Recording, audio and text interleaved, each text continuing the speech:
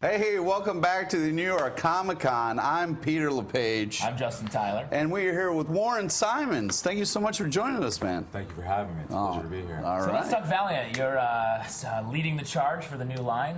You got 4 titles out, and you're adding a 5th soon. Yes, Shadowman is going to be on sale on November 7th. We're really excited about it. It's our 5th launch. We have Harbinger, Archer, and Armstrong, Bloodshot, and Exo Manowar. Those we just finished up the Summer Valiant, so we launched 1 issue in May, 1 in June, 1 in July, and 1 in August. And now Shadowman's coming in November. It's by Patrick Zurcher and Justin Jordan. The guys are co-writing the book together, and Patrick's an extraordinary artist, so we're really excited about it. That's awesome. So this is obviously launching a line of comics from the 90s that were very popular, and then they were sort of by the wayside for a long time.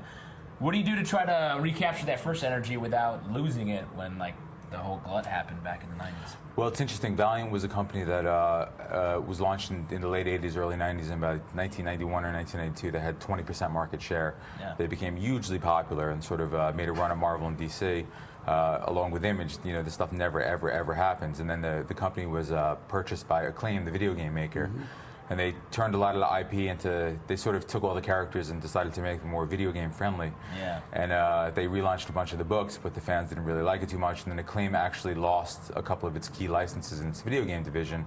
And then as a result of that, it went out of business, and it sort of took all these amazing titles down with it. So the guys who I work for now bought the company in 2007 out of bankruptcy, and we've been working for about 1.5 years at this point in time in preparation for the launch and stuff like that. And you know, the real goal is just to try to get back to the core of what these characters are and what made them so popular in the first place, and why they obtained such a level of success in the early 90s. And you know, we have a lot of great books like Exo and Harbinger, and a lot of great concepts that were created by some of the greatest comic book creators of all time, like Barry Windsor Smith and Dave Lapham and Jim Shooter. Yeah. So you know, as long as we're true to the characters and we tell great stories, I think we're in good shape. Yeah, it's awesome. Also, Fred was here talking about what a great company it is and how they're really kind of planning things out in a way that really helps the people who are working on it. I mean, that says so much that it's like really working together to make a great product. Yeah, Fred's writing Archer and Armstrong for us, along with Clayton Henry, and you know, it's been one of my favorite books to work on. At the end of the first issue, we introduced the 1% as a villain. Yeah, they're awesome. They're these guys who have Ninja Nuns, the 1%. Yeah. We've got we've got a whole slew. Everything that Fred could pour out of his subconscious is on the page. Yeah, it's like llama, Hitler llamas, we have Nazi llamas in the 4th issue. So it's a lot of fun, and Fred's just he's a great guy to work with, and you know, we're really just trying to figure out, you know, who is Archer and Armstrong, what's the story about. You know, it's sort of this really sheltered 18-year-old kid and this 10,000-year-old immortal drunk, and you put them together, and it's a buddy book, and there's nothing. Great friends, obviously. Yeah, great friends. You know, the odd couple. So yeah, it's been a lot of fun to work with them on the project. Is it? We were talking with Fred also. Is it hard to show the restraint on just being like, you know, we're going to do 4 books, we're not going to launch. Ninjak was popular in the 90s. We need his own book and all that. Like, to really be like, you know what, we'll just introduce him in another comic and, you know, see what happens. Build the stories first.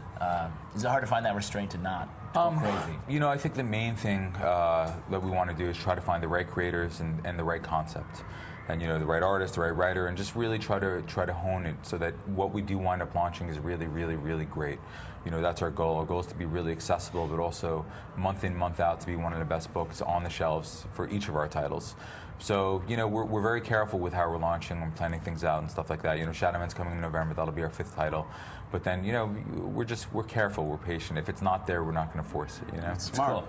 Yeah, a lot of people really been liking Bloodshot as well. Yeah, Bloodshot, it's one of my favorite books. I like to say that if Bloodshot doesn't die 3 times in each issue, we're not doing our job. What's the point? What's the point, exactly. You know, this, you know, people complain about decompressed comics. This is hyper-compressed comics, you know?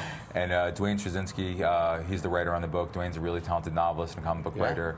When I was at Marvel, I worked on a book called Iron Fist, and Dwayne took over Iron Fist after the original writers left. He also did a book called Werewolf by Night for me that Miko Soyan drew.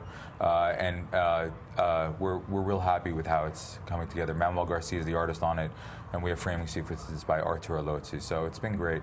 And speaking of Miko, we also announced that we're doing a Harbinger 0 issue at the panel a couple of days ago, and Miko Soyan is going to be coming over to do interiors with us. Cool. And that's awesome. We're pretty excited about it, and Joshua Dysart's going to be drawing it. So. Oh, that's great. Yeah, that's a book. Harbinger's a book that a lot of people seem to love, so we're real excited about it. On the movie side, let's talk. You're launching Shadowman, and also Shadowman is going to be a movie.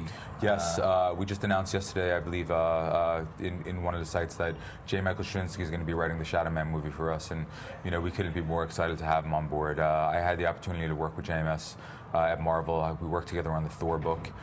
He also, I was working with him in some capacity in Spider-Man and some of the Squadron Supreme books, and he's a really supremely talented guy. He's a guy who you could give almost any character walking around back there. These people? Anyone back there, any of these costumes back there, you could give to Joe, and he'd come up with an amazing idea for it. So he's a super cool cat, and I know that this has been something which is cardboard robot. You think he could pull off? He would do the best cardboard robot you've ever seen. I think Joe would kill cardboard robot. All right, I look forward to that property. But, copyright Justin Tyler. It's a really great cardboard robot. But yeah, so I know this has been in development for a while, so we're real happy with it. It's cool. And you also have Bloodshot out there as yes, Bloodshot's also in development with Sony, and it's going through the production process and all that kind of stuff. Well, we appreciate you taking time before you're super famous, and we'll make excuses not to come yes, on. absolutely. You guys know. Well, I appreciate you guys having us. Seriously, it's great. Thank you. No, it's great. The line's great. I look forward to reading more. Thank you very much, man. And you guys, stay tuned for more from New York Comic Con.